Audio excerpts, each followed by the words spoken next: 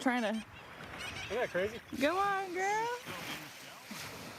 A state coastal biologist cheers on a newly hatched sea turtle as it emerges from a nest. It took place on a sandy Louisiana beach that most people will never visit.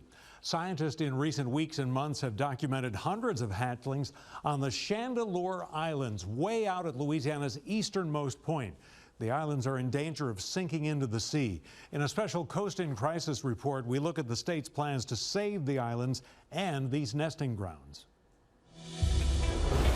On what seems like a calm early morning, we head out of Ocean Springs, Mississippi for an hour-long, occasionally bumpy ride in the Gulf.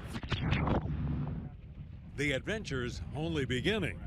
A good-sized boat gets you only so close to the ultimate destination. Then comes a half-mile-long hike to arguably the most isolated place in Louisiana, the Chandeleur Islands. As remote as this spot is, it's just as critical from an ecological standpoint. A point driven home with the surprise discovery a few years ago. State biologists conducting surveys in 2022 found sea turtles using the islands as a nesting spot, including the highly endangered Kemp's Ridley turtle. A state trail camera captures hatchlings emerging from their nest and darting toward the Gulf. Yeah, depth to egg chamber is 12 inches. State wildlife and fisheries biologist Matt Weigel explains the isolated nature of the islands may work to the turtles' advantage.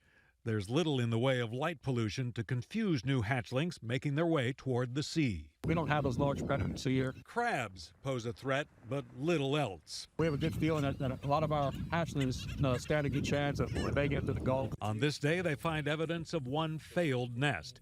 Biologists aren't exactly sure what happened, but one theory involves the island's elevation. They've lost significant height, including many of the dunes that make for good nesting grounds. Everything's kind of low, so if the tide gets over the nest, it'll drown them. The Chandeleur chain is part of America's second oldest national wildlife refuge.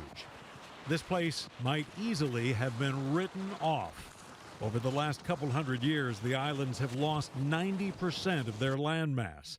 A graphic from the Water Institute of the Gulf depicts the land loss from the mid-1800s to modern times. Disconnected from the river, the islands sank. A series of hurricanes battered them. Sarah Clardy is an assistant refuge supervisor. The Chandeleur Islands are in danger of going away forever if we don't do something now.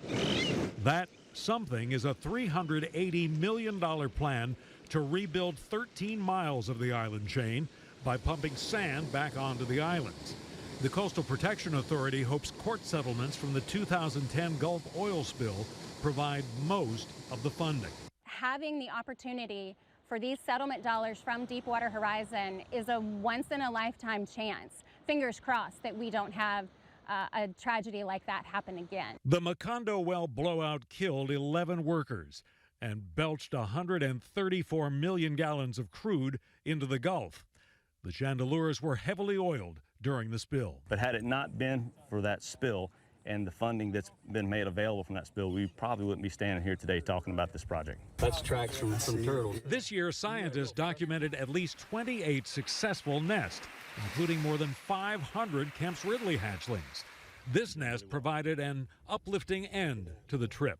We're feeling great, John. These guys are digging up a nest, a Kemp's Ridley nest, and so far every egg they're grabbing out is just a fragment of a shell. Project manager Todd Baker says that means the eggs all successfully hatched. This female clearly chose the right location. She's got some elevation. She's up over the dune. There's not much dune left on Chandeleur anymore, but this female chose a good location up in the dune, so her nest was high and dry. Scientists have studied where nests are successful here and where they're not.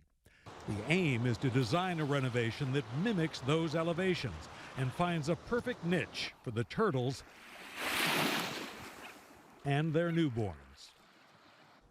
Different boards control the BP oil spill money. One of them has already issued a draft plan that includes nearly $250 million for the project.